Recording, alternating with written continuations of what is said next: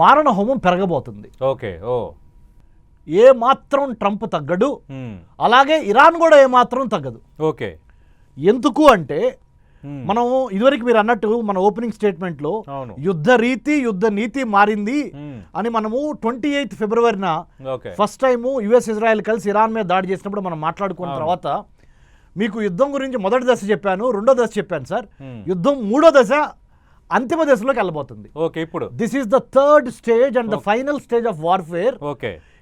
ఈ యుద్ధంలో మూడో దశలో అత్యంత ఇబ్బందికరమైన మరి వార్తలు మనం అన్ఫార్చునేట్లీ దురదృష్టవశాత్తు వినాల్సిన అవసరం ఉంటుంది. ఎందుకంటే ఇరాన్ తగ్గట్ల, ఇజ్రాయిల్ యునైటెడ్ స్టేట్స్ తగ్గట్ల. ఇప్పుడు అగ్నికి ఆజ్యం పోసినట్టు చాలామంది మొన్నటి వరకు ఏమని అనుకున్నామంటే నేటో కంట్రీస్ 32 ఉన్నాయి.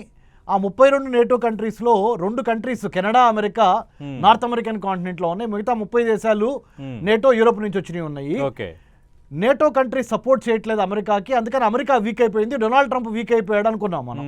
కానీ కొత్తగా ఇప్పుడు నేటో సెక్రటరీ జనరల్ వాషింగ్టన్ వచ్చి అమెరికన్ ప్రెసిడెంట్ని కలిసి మేము అవసరమైతే మీకు సహాయం చేయడానికి రెడీగా ఉన్నాము, మీరు మాత్రం నేటో యొక్క నిర్వహణ, సైనిక లేదా ఆయుధ సంపత్తి మీద అమెరికా పెడుతున్న 60% డబ్బులు ఏవైతే ఉన్నాయో నేటో నిర్వహణకి అవి కట్ చేయొద్దు దయచేసి, మీరు చెప్పినట్టు మేము వినడానికి రెడీగా ఉన్నాము.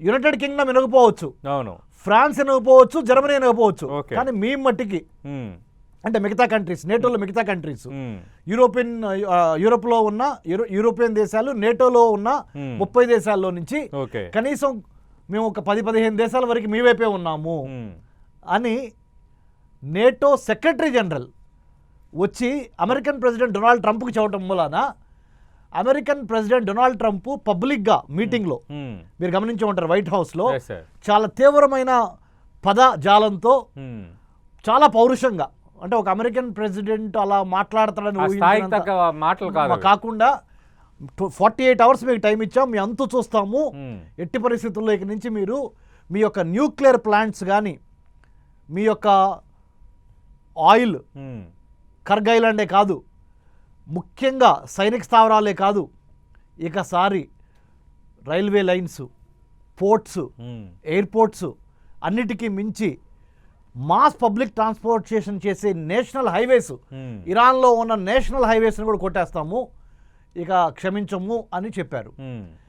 అది ట్రంప్ 100% చేయబోతున్నాడు అంటానికి చాలా సంకేతాలు ఉన్నాయి. ఓకే. కాబట్టి మనం దీన్ని third stage and final stage of వార్ఫేర్గా ఇవాళ నుంచి ఇంకొక 3 వారాల పాటు ప్రపంచం వేరే స్థాయిలో ఈ యుద్ధాన్ని చూడబోతుంది. దానికి మనం సన్నద్ధమై ఉండాలి.